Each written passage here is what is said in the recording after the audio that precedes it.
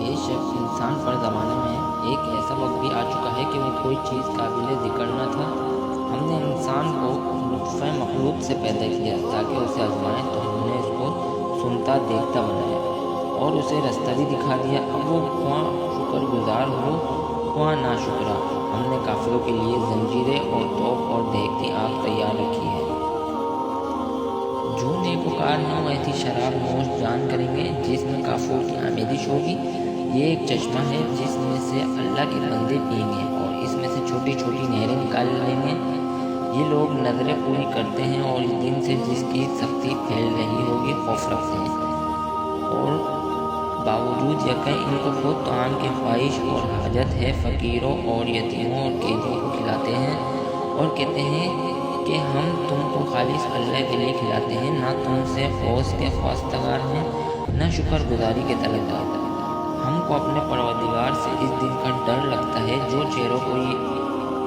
چہروں کو کریل منظر اور دلوں کو سخت مستر کر دینے والا ہے۔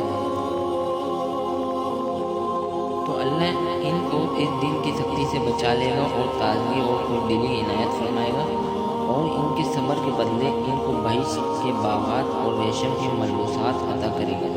ان میں وہ تختوں پر تکیے لگائے بیٹھے ہوں گے، وہاں نہ دھوپ کی حدت دیکھیں گے نہ سردی کی شدت۔ ان سے ثمردار شاخیں اور ان کے سائے قریب ہوں گے، اور میووں کے گچھے جھکے ہوئے لٹک رہے ہوں گے۔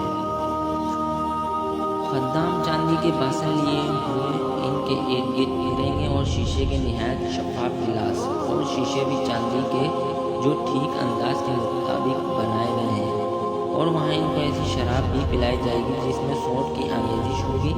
یہ بہشت میں ایک چشمہ ہے جس کا نام سلسبیل ہے، اور ان کے پاس لڑکے آتے جاتے ہوں گے جو ہمیشہ ایک ہی حالت پر آئیں گے۔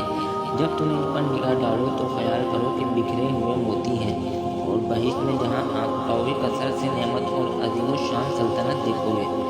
ان کے بدنوں پر دیبائے سبز اور اطلس کے کپڑے ہوں گے، اور انہیں چاندی کے کنگن پہنائے جائیں گے، اور ان کا پروردگار ان کو نہایت پاکیزہ شراب پلائے گا۔ یہ تمہارا صلہ ہے اور تمہاری کوشش اللہ کے ہاں مقبول ہوئی۔ اے محمد صلی اللہ علیہ وآلہ وسلم، ہم نے تم پر قرآن آہستہ آہستہ نازل کیا ہے، تو اپنے پروردگار کے حکم کے مطابق صبر کیے رہو، اور ان لوگوں میں سے کسی بد عمل اور ناشکرے کا کہا نہ مانو، اور صبح و شام اپنے پروردگار کا نام لیتے رہو، اور رات کو بڑی رات تک اس کے آگے سجدے کرو اور اس کی پاکی بیان کرتے رہو۔ یہ لوگ دنیا کو دوست رکھتے ہیں اور قیامت کے بھاری دن کو پس پشت چھوڑے دیتے ہیں۔ ہم نے ان کو پیدا کیا اور ان کے مفاصل کو مضبوط بنایا، اور اگر ہم چاہیں تو ان کے بدلے انہی کی طرح اور لوگ لے آئیں۔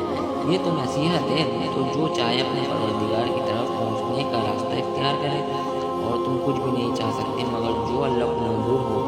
بے شک اللہ جاننے والا حکمت والا ہے، جس کو چاہتا ہے اپنی رحمت میں داخل کر لیتا ہے، اور ظالموں کے لیے اس نے دکھ دینے والا عذاب تیار رکھا ہے۔